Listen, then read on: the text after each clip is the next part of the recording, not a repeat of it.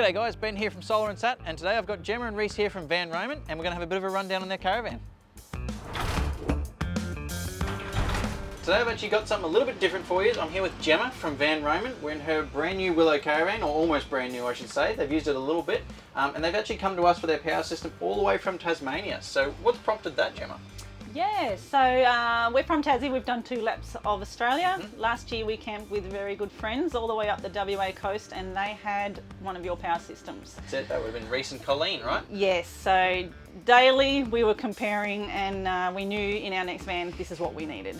That's fair. This is your 3rd Willow, right? That's correct. Yeah, so magic. we are Willow ambassadors, and as our families evolved and grown, we keep co-designing something new. That's it. So I guess your needs and uses change with it. Obviously you started off a little bit more rudimentary with your power system initially, at least in your first Willow, right? Yes, absolutely. It was stock standard, gas fridge, and just one battery, 1 solar panel. That's it. That is technically all you need, but I know you certainly pick up a fair bit of convenience with something like this. Yes. From what you were telling me, you were giving a bit of a workout out at Coona Beach for the last couple of days? Yes. Yeah. We've been, we did nearly 6 loads of washing. We use the toaster constantly for the kids. Induction cooktop, a very big compressor fridge here. That's true. Yep, Yeah. very large fridge. I have seen that fella. Yes, Even it powers everything. This van in general is a little bit more interesting than usual. I notice we're sitting in a massive lounge for one, and the bed's up in the sky. What's going on there? So we've got a king-size drop-down bed, which comes over this very large club lounge. Yeah, very nice, especially for a family. For a 22-foot van, it does feel very spacious, hey? Yes, yeah, very spacious in here. We're in fact a foot shorter than our last van, but it's created a lot more internal space for us. Yeah. Obviously, this is your newest caravan, with the club lounge and whatnot, but your first caravan, as we said, was fairly rudimentary. Your second one, did you have some kind of power system in that one? We did have a lithium system in the second van. Had lithium? So Yeah. that was great. We struggled with solar input and the charging capacity to keep up with our needs. We did have a smaller fridge than what we have now, but we still... Find probably trouble charging up the batteries. That's Yes. something. Yeah, we do see that a little bit. It's all obviously one thing to have a big battery bank, but at the end of the day, you need to replenish what you take out of it.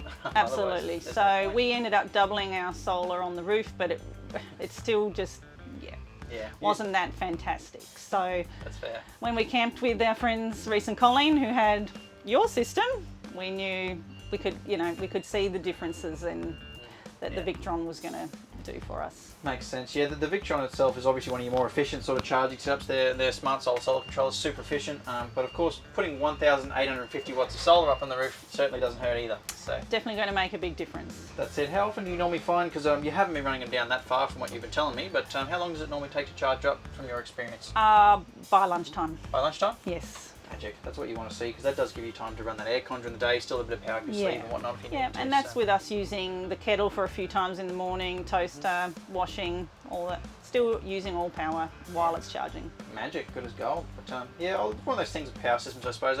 Everyone probably needs such a large power system. Some people might need larger, but it all comes down to how you use it, I suppose. So if you were just running a fridge, you probably wouldn't need 540 amp hours of lithium battery like yourselves have.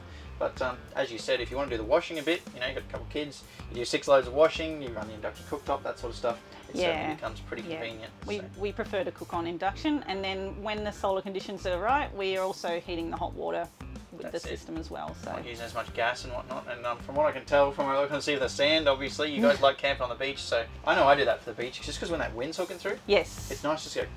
That's right, and it means I can take it outside, cook out there instead of having fish or steak smell in the van. I can cook outside without the wind affecting me. So yeah, that's it. Definitely helps. Well, we definitely wanted reliability, and as we've evolved, as you said, our first van, that first year on the road, we spent the majority of our time in caravan parks. I'm an accountant by trade and I keep a good budget, but we spent $12,000 on caravan parks. Right, and that was year 1, you said? Yes. That's a significant chunk.